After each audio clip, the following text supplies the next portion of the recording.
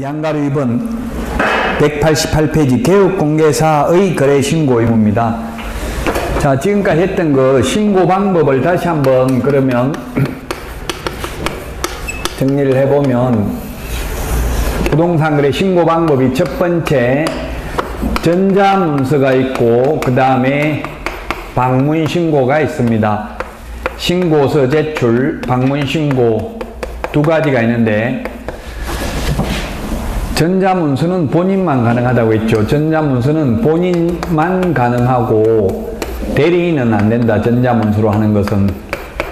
왜냐하면 이 인터넷상은 대리권 수여했는지 이걸 명확하게 알기가 좀 어렵습니다. 그래서 본인만 가능합니다. 방문신고는 본인도 가능하고 대리인도 가능합니다. 본인 항상 신고하러 가는 사람 신분증은 있어야 되는데, 전자문서는 공인인증서가 있으면 됩니다. 그냥 은행의 법용 가지고 쓸 수 있습니다.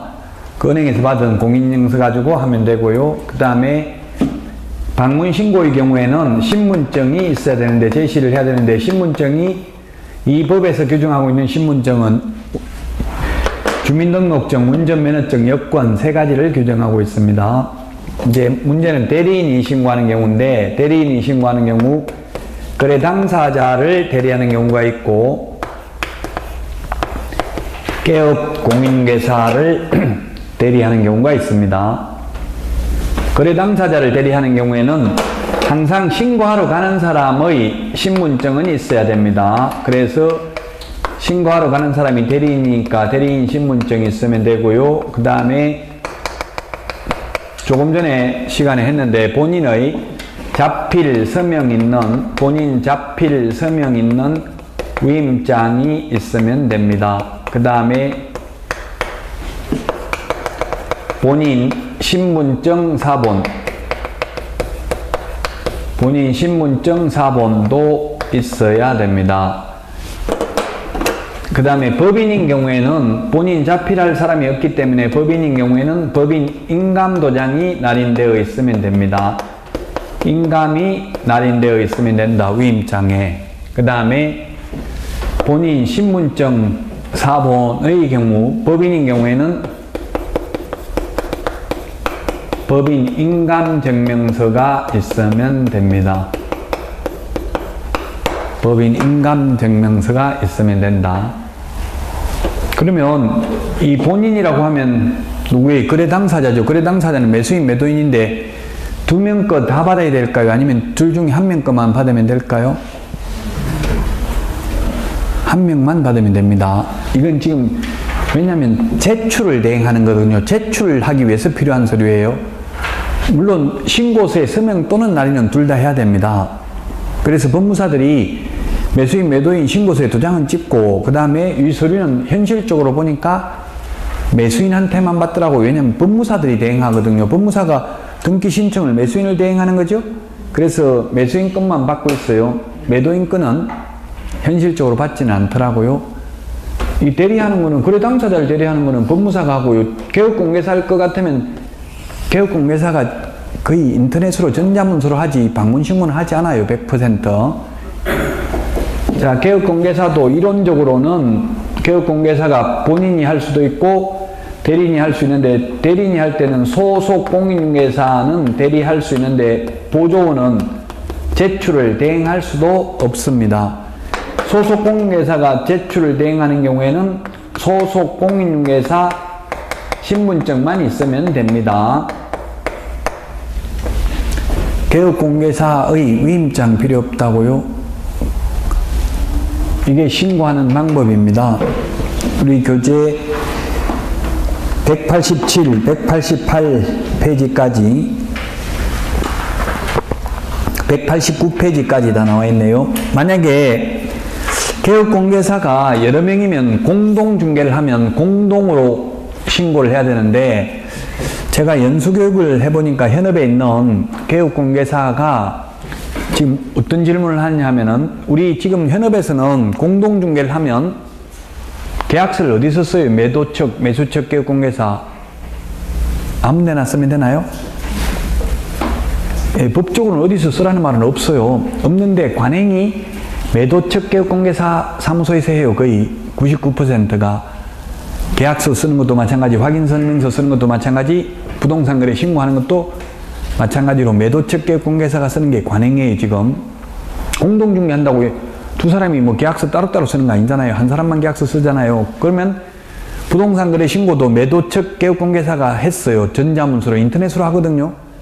그러면 매수측 개업공개사는 60일 이내에 들어가 가지고 전자서명을 하면 돼요. 근데 만약 매수측 개업공개사가 60일 이내 전자서명 안 하면 둘 다 처벌받아요. 매도측 개업공개사 제출 다 이미 했는데도 불구하고 500만 원 이하의 과태료예요. 그래서 저한테 막 연수교육하니까 나는 했는데 매수측이 서명을 안 해가지고 나까지 처벌받는데 이럴 수가 있냐 하면서 저보고 막 흥분해가지고 항의하더라고요. 그래서 제가 전 공무원 아니고 그냥 강사거든요. 그렇게 이야기했어요. 공동으로 신고 의무가 있다고 돼 있잖아요. 그래서 서명 또는 날인이 안 되면 그거는 신고서 수리가 안 되는 겁니다. 그러니까 여러분들이 공동중개하면 매수측 개업공개사한테 60일까지 가지 말고 저 같은 경우 현실적으로는 바로 해버려요. 부동산 거래 신고를 60일 있다 하려고 하다 잊어먹을 수도 있잖아요. 바로 하고 나면은 빨리 독촉해야 돼. 빨리 서명하라고. 그래가지고 뭐 계약 깨지면 해제 신고하면 되잖아요. 그러니까 빨리 현실적으로는 바로 해요. 근데 60일이라는 기간이 왜 생겼냐면 저게 어원이 원래는 30일이다가 60일로 바뀌었어요. 우리 부동산 학개론 강의하다가 국회의원 된 사람이 있었어요. 안산에서 그 민주당으로.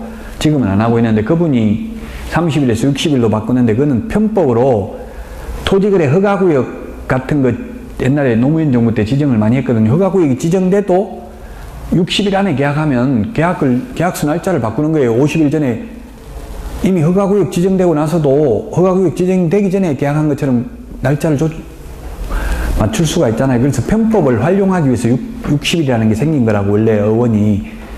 그 지금 또 논의되고 있어요. 60일이 너무 늦다. 그래서 한 15일 안에 신고하도록 이렇게 지금 바꾸려고 주장하는 사람도 있어요.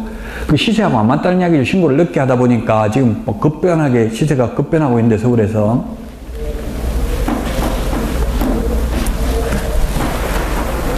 공동중개면 그래서 공동으로 모든 개업공개사가 서명 또는 날인을 해야 됩니다. 189페이지 그 위에서 한 7번째 줄 니은에 있잖아요. 동그라미 니은에. 공동중개면 둘 중에 한 명만 하면 된다. X입니다.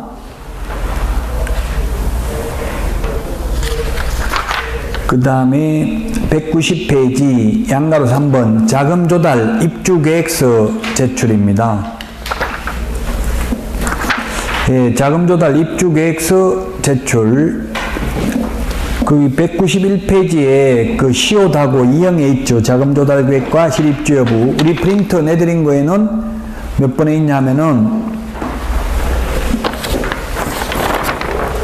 자금조달계획과 실입주 여부 13번, 암기 13번에 있습니다. 암기 프린터 13번에 있습니다.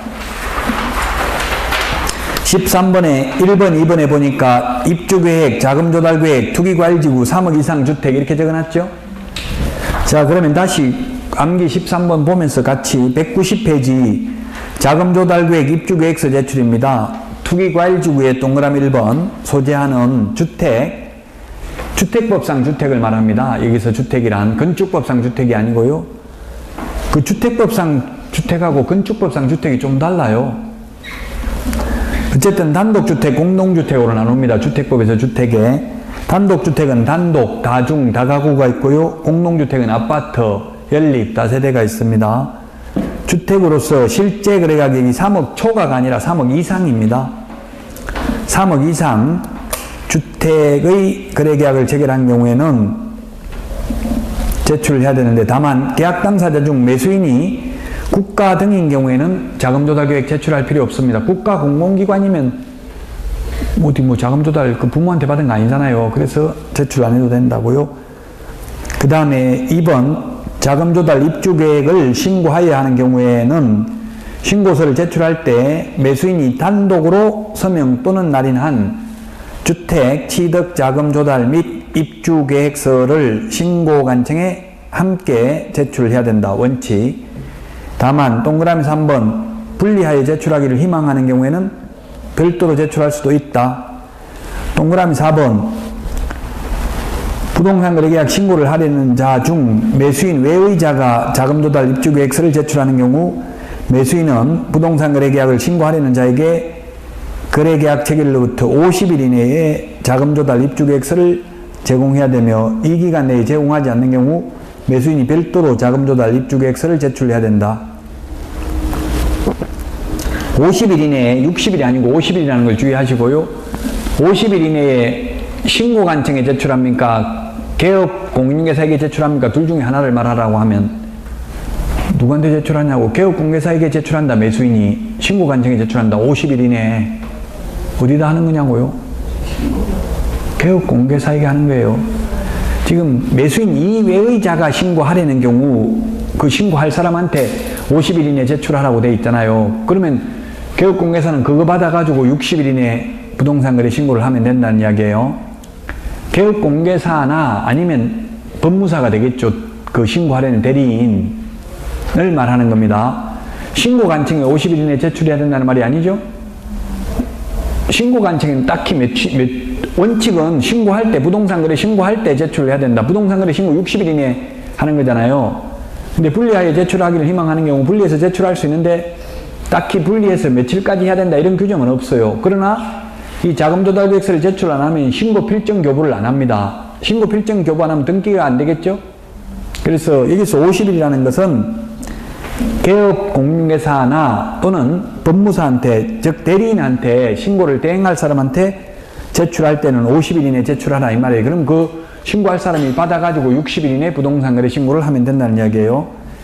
그럼 현업에서는 개업공개사의 경우는 자금조달계획서 이걸 신고관청에 직접 방문해서 제출할 수도 있지만 부동산 거래 신고 그 시스템에 들어가서 인터넷에서 그냥 자금조달계획 거기에 이 빈칸에다가 입력하면 돼요. 예를 들면 부모한테 받았다, 아니면 은행 융자 받았다, 이렇게 그대로 그냥 적어 놓으면 돼요. 실체와 부합하는지 조사할 의무가 있는 건 아니죠. 개업공개사가 그냥 의뢰인이 말한 대로 적어만 주면 돼요. 빈칸에다가. 그러면 이제 그 실사하는 거는 공무원들이 하겠죠. 만약에 그 실체와 부합하는지 여부는. 신고 간주입니다. 양가로 4번. 부동산 거래 계약 관련 정보 시스템, 이것을 줄여서 부동산 거래 계약 시스템이라고 하는데 이걸 다른 말로 하면 전자계약서입니다. 전자계약서. 전자계약서를 적으면 따로 신고서 제출할 필요가 없다. 그 부동산 거래 계약 부동산 거래 계약 시스템상 신고하겠다 거기다 체크하면 돼요. 그냥 거기다가 체크만 하면 확정일자도 따로 안 받아도 돼요. 확정일자 받겠다고 체크만 하면 돼요. 그러면 따로 해제신고, 정정신청, 변경신고도 할 필요 없어요. 그냥 시스템상 체크만 하면 된다. 이 전자계약서를 적으려면 제가 아까 부동산 거래 신고할 때는 공인인증서가 은행, 법용 있으면 된다고 했잖아요. 이 부동산 거래계약 시스템을 통해서 계약할 때는 따로 공인인증서를 받아야 돼요. 요 계약서 작성용을 따로. 그건 한국무역정보통신주식회사, 인터넷에 한번 한국무역정보통신주식회사 치보면 나오는지 한번 치보세요. 그 한국무역정보통신주식회사에서 별도의 공인인증서를 받아야 됩니다. 그거 받는데 한 열흘 정도 걸리더라고요. 저도 받았거든요. 열흘 정도 걸리는데, 그럼 집배원이 우체부가 와가지고 제 신분증 확인하고 그 1년 번호 주더라고요. 패스워드 그거 입력하면은 이제 공인인증서를 다운받을 수 있도록. 그래서 정부를 대행해서 그 한국무역정보통신주식회사의 그 공인인증서를 받아야 됩니다. 그러면 개업공개사는 이 공인인증서로 로그인하면 되고, 매도인 매수인은 휴대폰 가지고 본인 인증을 해야 됩니다. 전자계약서를 적으면. 그 전자계약서 적으면 나무물건 팔아먹는 것에 대한 책임은 개업공개사가 부담을 들 수 있습니다. 나무물건 팔아먹는 사람도 많이 적발됐어요. 파주에서도 적발된 사례가 있어요. 파주에 그 계속 비가 와가지고 포락지처럼 하천의 범람으로 인해서 하천화된 토지를 국가가 수용 보상금을 지급하고 하천 토지로 편입했어요. 근데 등기부에는 자기 이름으로 등기되어 있는 걸 기와로 또 팔아먹어 버렸다고요. 그런 경우도 개업공개사가 일부 책임져야 될 부분이 있습니다. 왜냐하면 등기 필정, 등기 권리증 이런 것을 확인하지 않았다면. 자, 자, 양가로 4번. 어쨌든 부동산 거래계약 시스템, 즉 전자계약서를 작성하면 계약서 5년 보존할 필요도 없어요. 전자계약서는 종이문서가 아니에요. 그냥 그 시스템상 그냥 저장돼가지고 5년 자동으로 보장되는 거예요. 보관되는 거예요. 거기서. 이 전자계약서를 작성하면 지금 어린이들이 요구하는 경우가 있더라고. 파주에도 지금 밤에 오시는 분도 전자계약서 작성해봤다더라고. 어린이 요구를 해서. 왜냐하면 어린이들은 매수인은 이거 금리 할인해 줍니다. 이거 전자계약서 적으면. 또 등기 비용도 법무법인하고 MOU가 체결돼서 할인해 줍니다. 그런 혜택을 주기 때문에 매수인이 원하는 경우가 있어요. 그래서 아이디하고 이 패스워드는 만들어 놔야 되겠죠. 공인인증서는 받아 놔야 된다고. 준비는 해놔야 된다고요. 작성하자고 하면 작성할 수 있도록. 이거 새로 공인인증서 받으려면 열흘 이상 걸리는데 계약 잠담 깨지잖아요. 지금 당장 계약하자고 하면. 거의 현업에 있는 분들이 이거 지금 많이 해요, 안 해요? 거의 안 하죠. 이야기 들어보면 왜 안 하냐 물어보면 뭐 국민들 불편하다 이런 국민들 핑계를 대는데, 제가 볼 때는 새로운 시스템이 도입되면 나이 많으면 이게 적응하기가 쉽지 않잖아요. 하기가 싫거든요. 일단 귀찮아요. 이거 모르는 거 막 새로 하려고 하면. 제가 볼 땐 그런 게 더 큰 것 같아요. 처음에 이거 실거래가격 신고제도 도입됐을 때도 엄청나게 반대했거든요. 국민들 뭐 정보가 노출된다. 근데 실제로는 개업공개사들 소득 노출될까봐 그랬는데, 이 국세청에서 개업공개사 세무조사한 적은 없대요. 세금 거짓말로 신고해도. 너무 걱정을 하지 말라더라고. 이 전자계약서 적으면 다 그 계약 내용 이런 게 다 보관되어 있기 때문에 실제 소득 같은 건 노출될 수는 있겠죠. 중개보수 얼마 받았는지 이런 게는 중개보수 얼마 받았는지는 안 나와 있지만 뭐 10억짜리 거래했으면 통상 9% 범위내에서 받으니까 그 정도 받았다고 추정할 수는 있죠. 근데 아직까지 세무조사한 적은 없습니다. 국세청에서 개인 개업공개사를 대상으로. 191페이지 거기에 동그라미 1번에 동그라미 기업부터 취업까지 신고해야 될 거 9가지 암기해야 됩니다. 프린터 13번에 있습니다. 13번 암기 프린터 13번 실종, 중개인, 입자, 실종, 중개인, 기소 이렇게 9가지로 암기하도록 하겠습니다. 입자는 조금 전에 했어요. 입주 여부와 자금 조달 계획 3억 이상 투기과일지구 안에 있는 주택인 경우 3억 이상. 이거 입주 여부와 자금 조달 계획 이걸 신고하도록 하는 것은 정부에서 뭐라고 발표했냐면 편법으로 자녀들한테 승려하는 것을 차단하기 위한 조치다 이렇게 했어요. 그래서 서울 서초구에 11억짜리를 18세가 당첨이 됐어요. 프리미엄이 2억이 붙어 있는데 계약만 하면 2억 붙는다고 했는데 계약 체결 못했어요. 미성년자. 왜? 바로 전매가 되는 게 아니라 일단 계약 체결하고 뭐 전매 제한 기간 있잖아요. 1년간인가 전매 안 되는데 그때까지 버티면 일단 돈을 내야 되잖아요. 계약금하고. 넣으면 그 계약금 어디서 났는지 자금 출처 밝혀야 되는데 부모한테 받았다고 하면 세금이 더 많겠죠. 그래서 그냥 계약 포기한 거예요. 편법 승려를 차단하기 위해서 이런 규정이 생겼다. 지금 서울에 뭐 강남에 자꾸 집값이 올라간다고 하니까 이제 이런 규정을 계속 만들고 있는 거예요. 그럼 이 정책 효과는 바로 나타나는 게 아니라 먼 훗날 나타나죠. 옛날 노무현 정부 때 규제했던 게 그 이후 정권에서 계속 부양정책을 써도 안 올라가다가 지금은 또 계속 규제를 해도 올라가고 있어요. 어쨌든 입주 여부와 자금 조달 계획이고요. 그 다음에 실은 뭐냐면 실제 거래 가격입니다. 우리 교재하고는 프린트하고는 순서가 다르죠. 입자는 거기 우리 191페이지 교과서는 시옷하고 이형입니다. 입자, 자금 조달 계획과 입주 여부, 그 다음에 실종, 중개인 할 때 실은 비업에 있죠. 실제 거래 가격. 실종, 종은 어디 있어요? 부동산의 종류, 리얼에 있죠. 중개인 할 때 중은 어디 있냐면은 개업공개사가 있는 경우 치엿에 개업공개사가 있는 경우 개업공개사의 상호, 전화번호, 소재지 들어가야 됩니다. 그 다음에 실종, 중개인 할 때 중개인 할 때 개는 리언의 계약일, 중도금 지급일 및 잔금 지급일. 그 다음에 중개인 할 때 인은 기업, 인적사항. 기소는 조건, 기한, 치엿에 있죠. 중개인, 기소. 소는 몇 번에 있어요? 소는 디귿, 권리대상 부동산 등의 소재지, 지번 및 지목입니다. 그래서 실종, 중개인, 기소, 암기 프린트 13번에는 칠판에 적어놓은 순서대로 해놨어요. 입자, 실종, 중개인, 기소.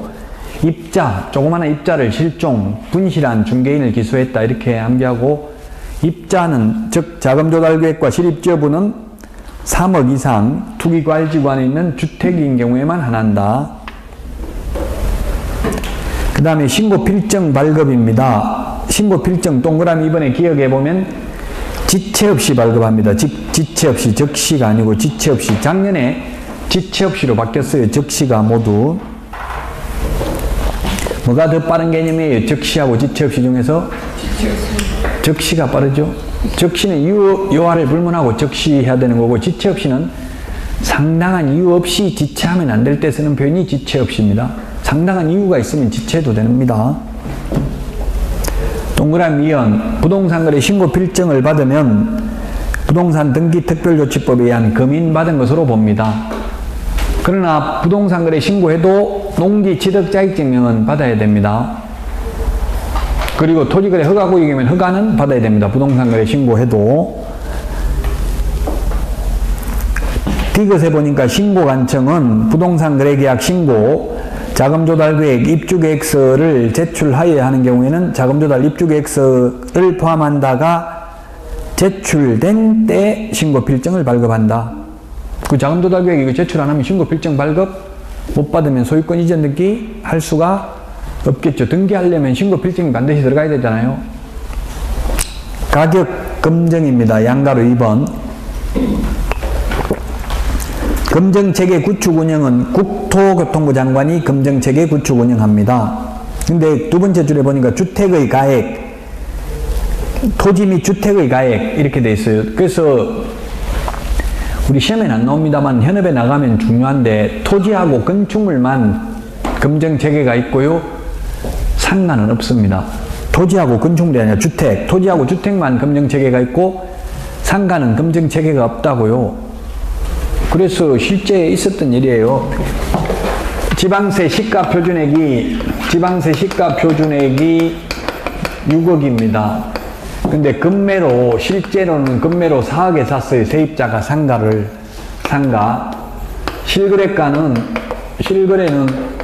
4억에 샀다고요? 이런 경우 세금을 4억에 대해서 냅니까? 아니면 6억에 대해서 내냐고. 실거래가는 4억에 샀는데 상가 얼마에 되냐고. 6억에 대해서 내냐 4억에 대해서 내냐. 답은? 6억 손 들어보세요. 네, 6억입니다. 6억 답은. 그 이유는 지방세법에 보면 취득세는 신고가액을 가세표준으로 한다. 다만 신고가액이 지방세 시가표준액에 미달되는 경우에는 지방세 시가표준액을 가세표준으로 한다. 다만 국외공판법이라고 합니까? 국수공판장이라고 합니까? 국수공판장? 외국으로부터 수입, 공매, 판결, 법인의 장부 똑같아요. 국수공판장이나 국외공판법이나. 그 다음에 여기에다가 부동산거래 신고 등에 관한 법률에 의해서 검증받으면 검증받은 가격으로 낸다고, 세금을. 근데 상가는 검증체계가 없다고 했잖아요. 그래서 검증이 불가능해요. 나 분명히 4억에 입금시켰다, 4억에 샀다, 검증해라. 그러니까 정부에서 답변, 안타깝지만 검증체계가 없어서 할 수 없다. 그래서 악법도 법이고 현행법상은 지방세 시가표준이라고 내야 된다. 억울하지만 상가는. 주택이나 토지는 검증체계가 있어요. 그래서 실거래 검증하면 검증된 가격으로 내면 됩니다. 시험에는 우리 책에 잘 해놨네. 국토교통부 장관을 시험에 신고관청은 이렇게 주어를 바꿔 가져냈다고요. 신고관청이 검증체계 구축 운영하는 게 아니라 누가 한다고요? 국토교통부 장관이. 동그라미 미연, 국토교통부 장관은 이런 자료 요구를 할 수 있습니다. 신고관청에 검증체계 구축 운영을 위해서. 192페이지 동그라미 2번, 가격 검증 및 검증 결과 통보 및 보고입니다. 가격 검증은 시장군수구청장이 합니다. 신고관청이. 가격 검증 체계에서 적정성을 검증해야 되고요. 그 다음에 세무서 통보인데요. 시장군수구청장은 검증 결과를 당해 부동산 소재지 관할 세무관서의장에게 통보해야 되며, 통보받은 세무관서의장은 해당 신고사항을 국세 또는 지방세 부과를 위한 가세자료로 활용할 수 있다. 검증체계 구축 운영은 국토교통부 장관, 그 검증체계에 의해서 검증을 하는 사람은 신고관청입니다. 시장군수구청장이 신고관청이죠. 부동산 소재지 시장군수구청장이니까. 양가로 3번 부동산 거래 신고 내용 조사입니다. 동그라미 1번 보안 또는 자료 제출 요구입니다. 신고관청은 가격 검증 결과 신고사항이 누락되어 있거나 정확하지 아니하다고 판단되는 경우 신고인에게 신고 내용을 보완하게 하거나 신고한 사항의 사실 여부를 확인하기 위해서 소속 공무원으로 하여금 거래 당사자 또는 개업공개사에게 거래계약서 등 자료 제출을 요구할 수 있습니다. 동그라미 2번에 거래대금 지급증명자료과 계약서 사본, 입금표, 니은, 통장 사본인데요. 그래서 거래대금 지급증명자료 제출 안 하면 3천만 원 이하의 과태료, 그 외의 자료 제출 안 하면 500만 원 이하의 과태료입니다. 그러면 만약에 실거래가가 5억인데 다운계약서를 적어서 신고를 4억으로 신고를 합니다. 근데 이렇게 하면 계약서에 어떻게 적어야 되겠어요? 계약서에 5억이라고 적고 신고는 4억 하면 안 되겠죠? 계약서는 4억이라고 적어야 되겠죠? 만약에 하면 안 되겠지만 한다면.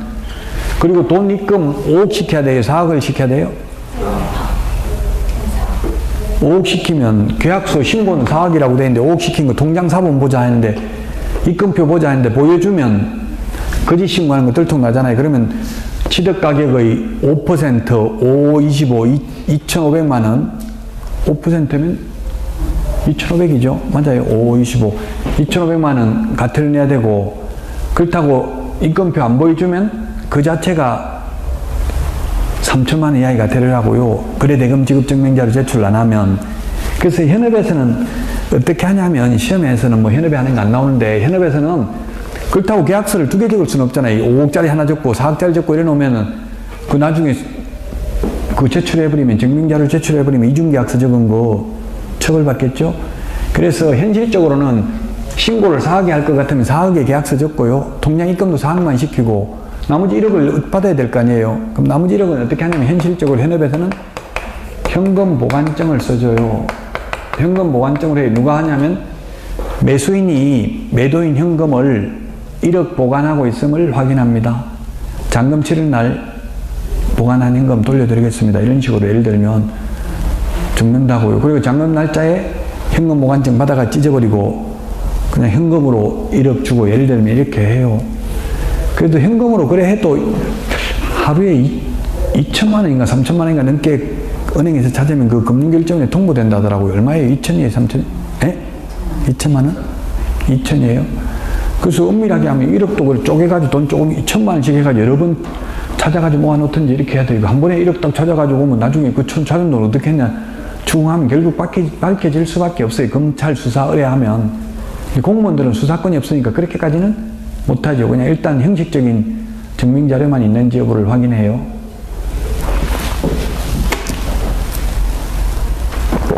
그래서 결국 거래대금 지급증명자료 제출을 안 하면 취득 3천만 원 이하의 과태료, 제출을 했다가 거짓 신고하는 게 적발되면 5% 과태료 부과됩니다. 그 다음에 동그라미 4번입니다. 시도지사에게 조사 결과 보고입니다. 신고 내용을 조사한 경우 신고관청은 조사 결과를 시도지사에게 보고해야 된다. 예, 며칠 이내 보고하라는 말이 없습니다. 보고받은 시도지사는 이를 국토교통부령이 정하는 바에 따라 장관에게 보고해야 되는데, 국토교통부령이 동그라미 5번입니다.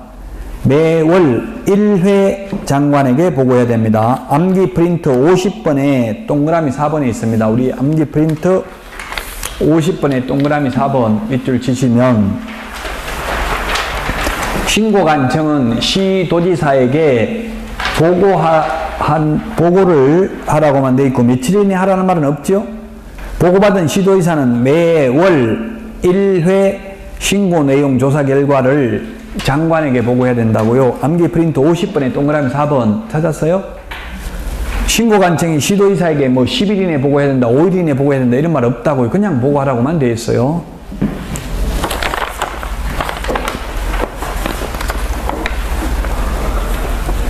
그 다음에 193페이지 위반시 조치 돼 있잖아요. 메뉴에 거래대금 지급증명자를 제출 안 하면 3천만원 이하의 과태료, 그 외의 자료 제출 안 하면 500만원 이하의 과태료입니다.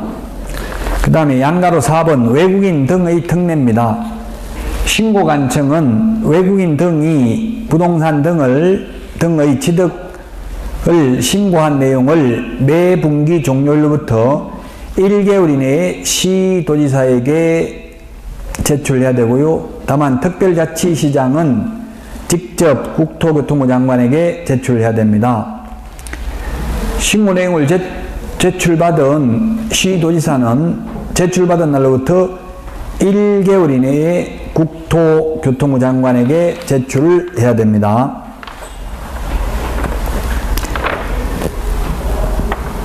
이 내용 1개월이 어디 있어요? 우리 프린터 1개월을 보면 1개월에 다 프린트에 정리가 되어 있죠? 1개월.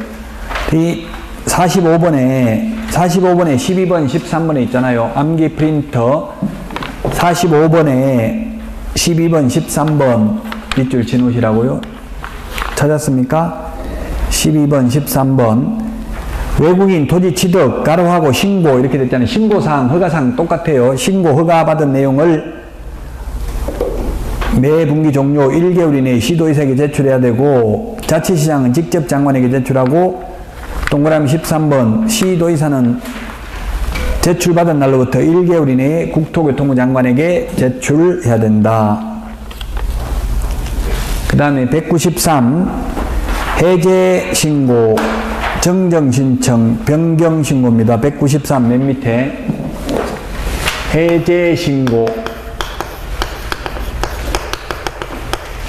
정정신청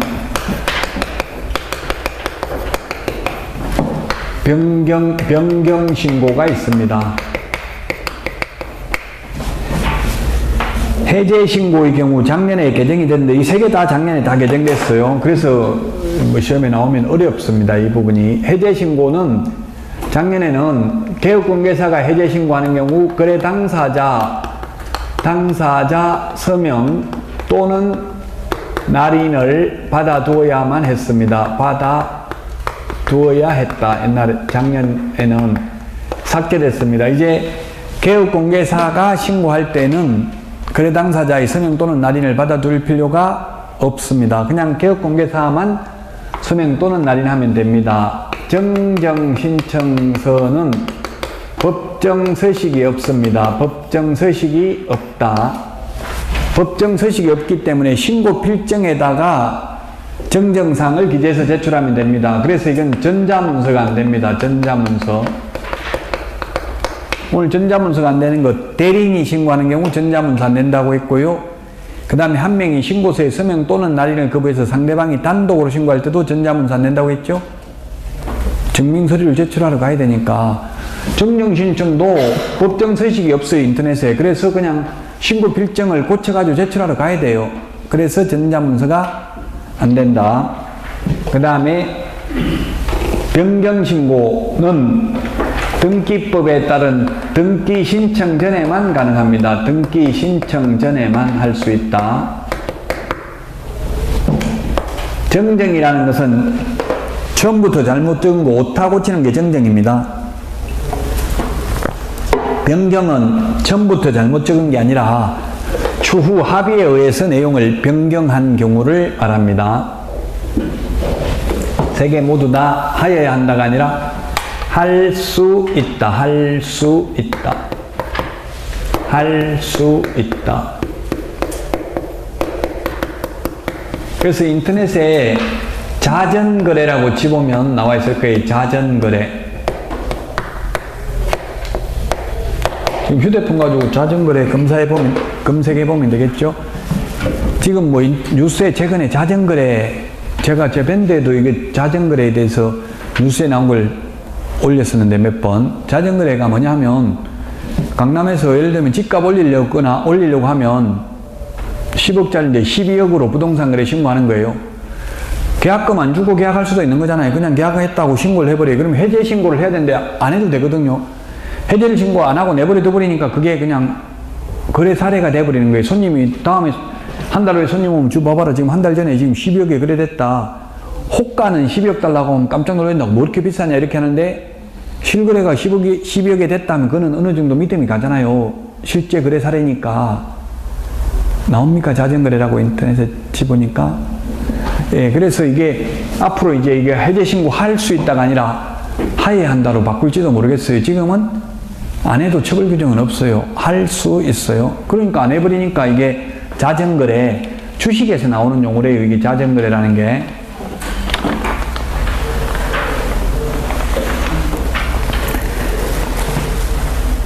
(193페이지) 해제신고서 제출인데요.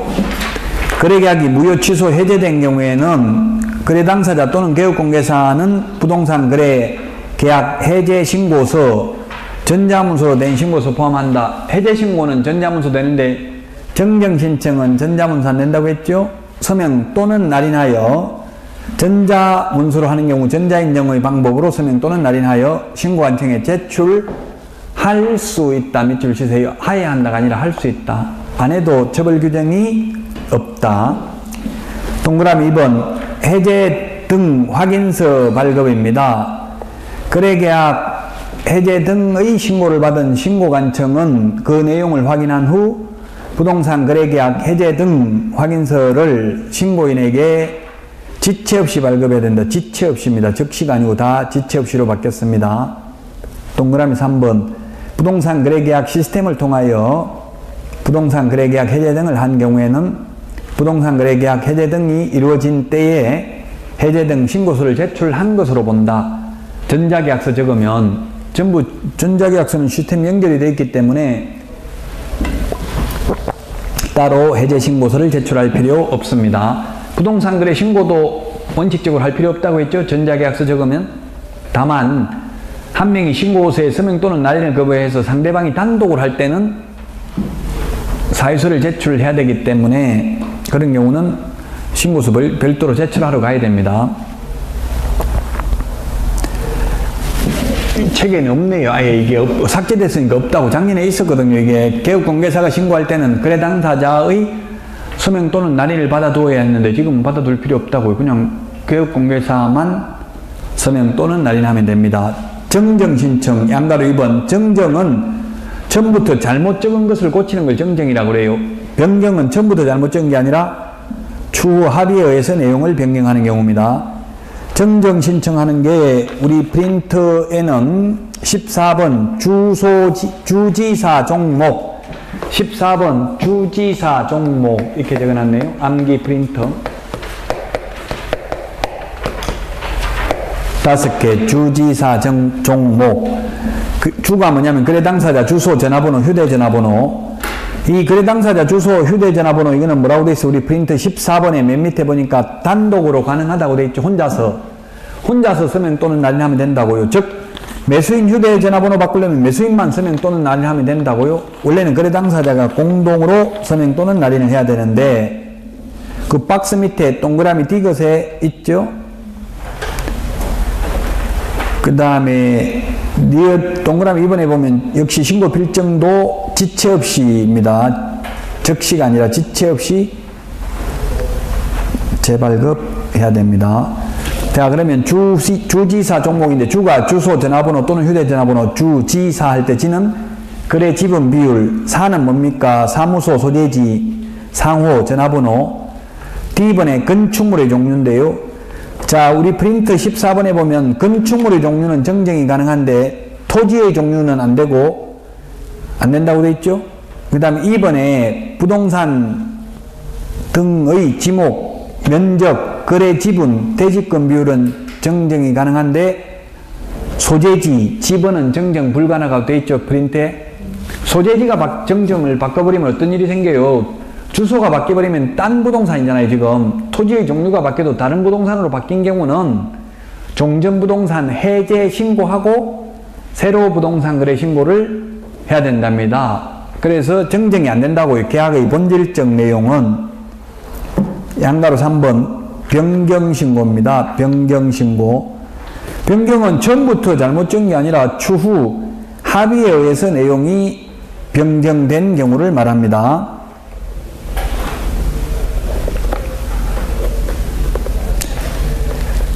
그러면 우리 프린트에는 암기 프린트에는 15번에 있네요. 15번에 지분 변경 도면 가기 지분 변경 도면 가기 이렇게 8개입니다.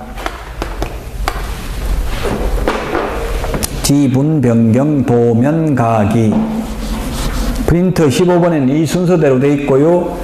지분이 뭡니까? 거래 지분 비율 니은 분은 거래 지분 도면 변경 지분 변경인데 변경은 시효 공동 매수의 경우 일부 매수인의 변경 매수인 중 일부가 제외되는 경우만 해당된다. 가로 안에 있는 걸 주의하시라고요. 일부가 추가되는 경우는 안 됩니다.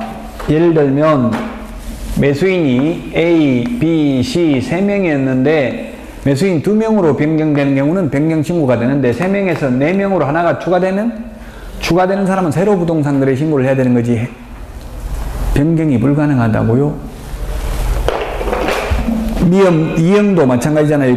거래대상 부동산 등이 다수인 경우 일부 부동산 등의 변경인데 단 거래대상 부동산 등 중 일부가 제외되는 경우만 해당되고 추가되는 경우는 안 된다. 우리가 현실적으로 계약서 한 장에다가 부동산을 여러 개 적는 경우는 잘 없잖아요. 근데 있을 수도 있어요. 계약서 한 장에다가 부동산 뭐 몇 번지 여러 개 다 동시에 거래할 수도 있죠. 그러면 하나 더 추가되는 경우는 추가되는 부분을 새로 부동산 거래에 신고를 해야 되고 제외되는 경우만 줄어드는 경우에는 변경 신고가 가능하다는 이야기입니다. 지분 변경 그 다음에 도면각인데 도는 비업의 중도금 잔금 및 지급일 도 중도금 할 때 도입니다. 도면 면은 디귿에 있는 부동산 등의 면적입니다. 가는 거래 가격입니다. 그 다음에 리얼에 계약 조건 또는 기한 가기가 할 때 기는 기한입니다. 기한 지분 변경 도면 가기 이렇게 암기하도록 하겠습니다. 동그라미 2번 박스 밑에 계약 대상 면적의 변경 없이 물건 거래 금액을 변경하는 경우에는 이를 증명할 수 있는 계약서 사본 등을 첨부하여야 한다. 방문 신고하여야 하며 전자문서 안 된다. 그리고 변경 신고에도 신고 필정 재발급은 즉시가 아니라 지체 없이입니다. 방문 신고 안 되는 거 지금 많이 있었죠? 방문 신고 안 되는 게 아니라 전자문서 안 되는 거. 전자문서 안 되는 게 뭐가 있었어요? 대리인이 신고하는 거 전자문서 안 된다. 한 명이 신고서에 서명 또는 날인을 거부해서 상대방이 단독으로 하는 경우도 전자문서 안 된다. 정정 신청도 법정 서식이 없기 때문에 전자문서 안 된다. 면적 변경 없이 가격을 변경하는 경우도 전자문서가 안 된다고요. 왜냐하면 증명할 수 있는 계약서 사본 등을 첨부해서 제출하러 가야 된다. 4가지 말했고요. 총 6가지를 좀 주의해야 되는데 앞에 우리 법령할 때 휴업신고, 폐업신고도 전자문서 안 된다고 했죠? 휴폐업도 등록증을 반납하러 가야 되기 때문에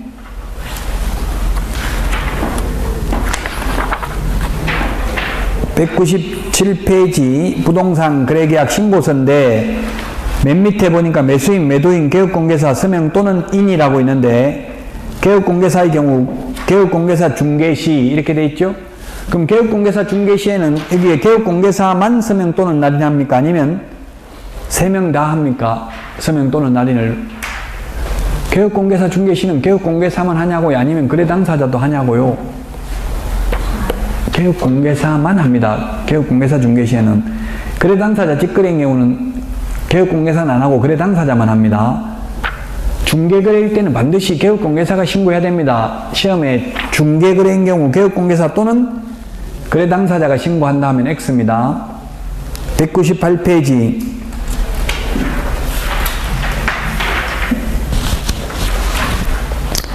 작성 방법. 이게 부동산 거래 신고서 작성 방법도 시험에 잘 나오는데 그 유의사항 5번 위에 파란 글씨 되어 있는 거, 거래 대상의 종류가 공급계약, 분양 또는 전매계약, 분양권, 입주권의 경우에는 물건별 거래가격 및 총 실제 거래가격에 부가가치세를 포함한 금액을 적고 그 외의 거래 대상의 경우 부가가치세를 제외한 금액을 적는다. 즉 등기하기 전에는 부가가치세를 포함한 금액을 적고요. 왜냐하면 분양가에 부가가치세가 포함되어 있거든요. 오피스텔 분양받으면 분양가 포함되어 있죠. 그러니까 그대로 현실을 반영한 거예요. 그러나 우리 등기된 아파트 팔아먹을 때 부가가치세 이런 거 분리 안 하잖아요. 부가가치세 안 내잖아요. 그래서 그건 부가가치세를 제외한 금액을 적습니다. 등기하고 나서는.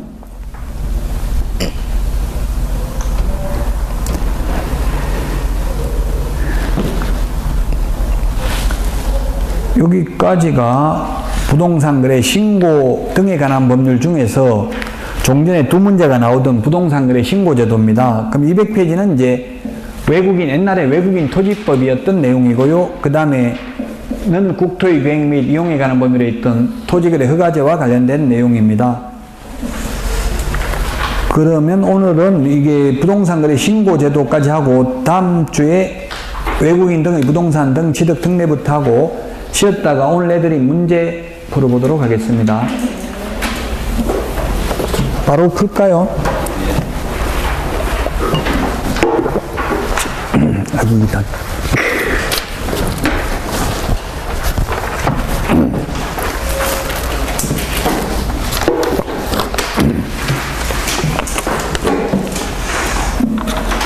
오늘 내드린 문제 전부 기출문제 지문입니다. 빨리 이게 기출문제 패턴을 익혀야 됩니다. 이렇게 말장난이 심하구나 이런 걸 느껴야 돼. 다른 과목하고는 달라요. 다른 과목은 이렇게까지 심하게 하지 않죠.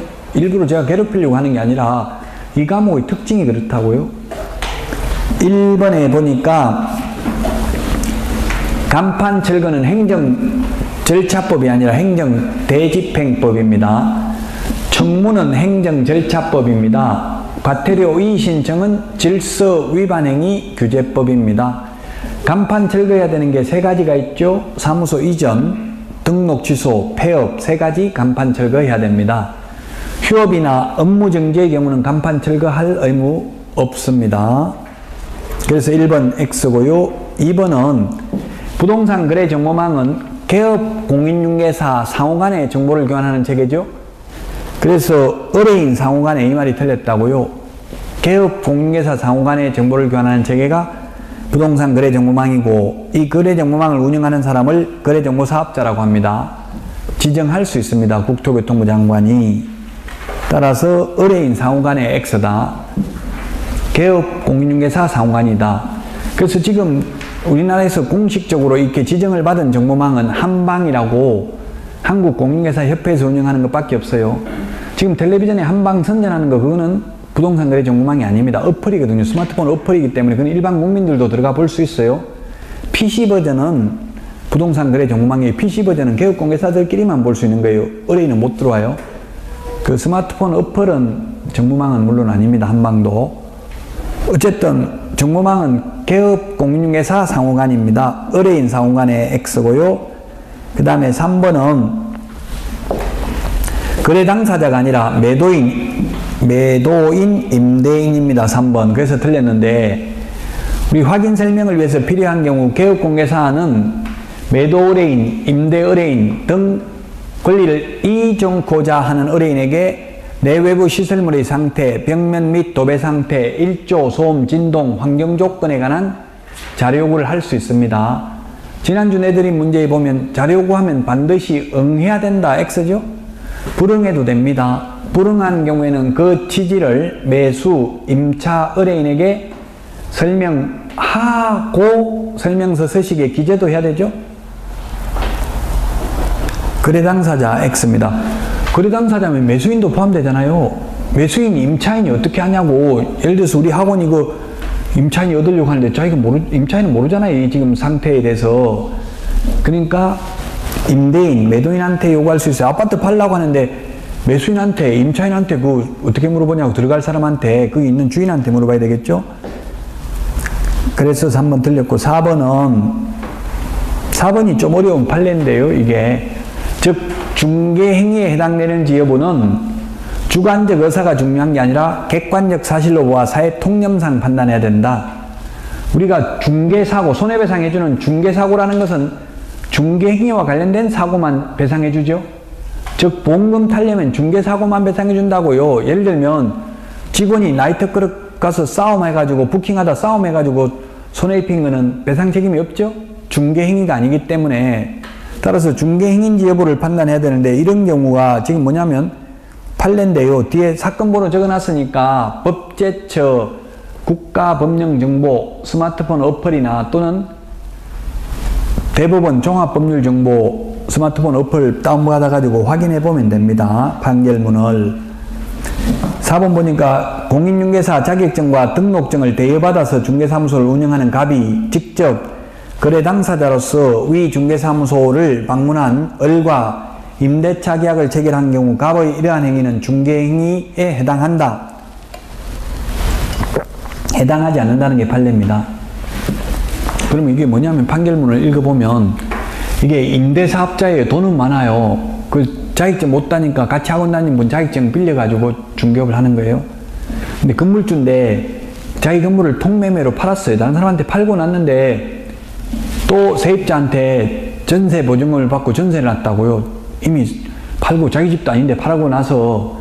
근데 동네 사람들은 잘 모르잖아요. 저 사람 건물주 맞다 이렇게 알고 있을 거 아니에요. 파는 거 금방 모를 수도 있잖아요. 그 또 다른 세입자한테 세를 받아 먹었다고요. 그래가지고 협회에다가 공제금을 청구했다고요. 중개사고로 손해입었다고. 그럼 협회에서는 공제금을 지급할 필요가 있다 없다? 없다는 게 판례예요. 이게 중개행위가 아니기 때문에 이러한 행위는. 저한테 왜 이게 중개행위가 아니야 이렇게 따지면 할 말이 없어. 판사가 이건 중개행위가 아니라고 해서 판례는 일부는 암기해야 돼. 이해가 안 되면 판례도. 그게 중개행위가 아니라고 돼 있어요. 시험에 출제됐어요. 이 판례가. 그 다음에 5번입니다. 5번. 그래서 4번 X고요. 5번. 이중계약서, 다운계약서, 업계약서, 이중사무소는 절대적 취소가 아니라 상대적 취소죠. 암기 프린트 53번에 그 표 밑에 보면 이중 별표 해가지고 정리해놨잖아요. 53번 표 밑에 정리되어 있죠. 53번 표 밑에 보면은 별표 해가지고 동그라미 1번 이중등록, 동그라미 2번 이중소속은 절대적 취소, 동그라미 3번, 동그라미 4번은 임의적 취소 되어 있잖아요. 그래서 이중사무소, 이중계약서는 절대적 취소가 아니고 임의적 취소입니다.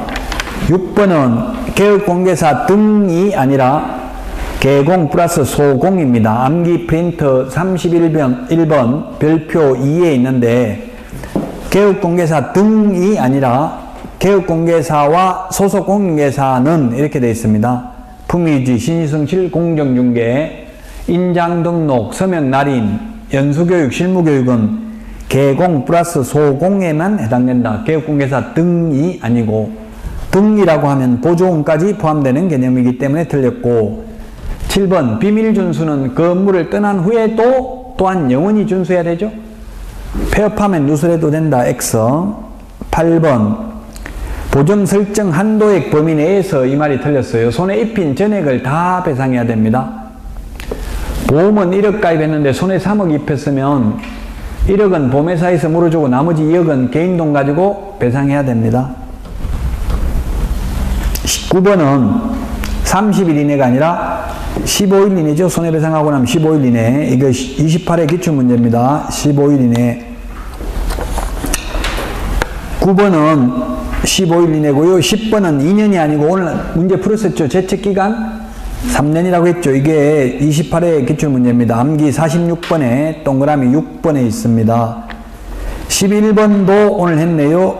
암기 프린트 54번에 동그라미 2번에 있습니다. 교부한 시도지사가 합니다. 12번은 암기 프린트 53번에 있습니다. 32시간 이상 44시간 이하가 아니라 28시간 이상 32시간 이하입니다. 12번은. 13번은 맞습니다. 14번도 틀렸네요. 연수교육 암기 프린트 38번에 4번에 있는데 2년 되기 2개월 전까지 통지해야 됩니다. 2개월 전까지 대상자에게 7일 전까지 X. 왜 그럼 7일이라 해놨냐면 옛날에 7일이었는데 2개월로 바뀌었어요. 그 다음에 15번은 거래사고 예방교육은 7일 전까지가 아니라 12일 전까지 대상자에게 통지해야 됩니다. 암기 프린트 54번 표에도 정리되어 있습니다. 그래서 X입니다. 16번은 옵니다. 고용신고, 인장등록은 전자문서로 할 수 있습니다. 휴업신고, 폐업신고 안 된다고 했습니다. 오늘 또 전자문서로 안 되는 게, 그 다음에 뭐가 있느냐면, 전자문서로 안 되는 게, 단독으로 부동산 거래 신고를 하는 경우, 거래 당사자 중에 3명이 서명 또는 날인을 거부해서, 그 다음에 대리인이 부동산 거래 신고하는 경우 안 되고요. 면적 변경 없이 가격 변경하는 경우도 안 되고, 정정 신청도 전자문서가 안 된다고 했습니다. 17번은 7일 이내가 아니라 등록 전 교부는 지체 없이 교부합니다. 지체 없이. 18번 중개보수는 사무소 기준입니다. 암기 프린트 4번 맨 밑에 나와 있죠? 중개사무소 기준이라고요. 중개대상물 기준이 아니고, 만약에 파주에 중개사무소가 있는데 인천에 있는 거 중개를 해도 경기도 조례가 정하는 중개보수 받는다고요. 사무소 기준이다. 중개대상물 기준이 아니고요. 19번, 20번 다 작년에 기출문제입니다. 28회 동일 3번 들어가면 즉 점유 계정의 경우 매매에 대한 거래 금액만 적용한다고 했죠. 즉 집 팔고 그 자리에 세입자를 눌러 사는 경우 동일한 중개사물에 대하여 동일 당사자 간에 매매를 포함한 둘 이상의 거래가 동일한 기회에 이루어지는 경우 매매에 관한 거래 금액만을 적용한다. 맞습니다. 20번